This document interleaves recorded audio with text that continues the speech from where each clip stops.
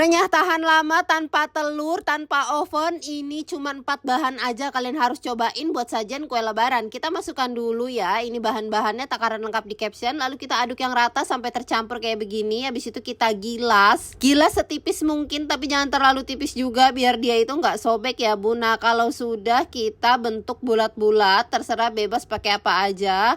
Ini aku pakai tutupnya bawang putih bubuk, terus kita masukkan abon.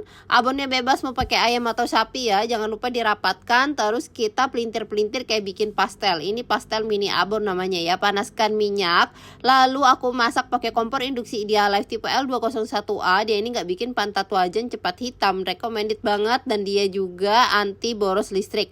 Kalau sudah kecoklatan kita angkat lalu ditiriskan. Kalau mau dimasukin ke dalam toples pastikan sudah dingin ya. Aku tadi gorengnya pakai marble set cookware Idealife tipe L22A yang gagangnya itu bisa dilepas pasang sehingga memudahkan penyimpanan.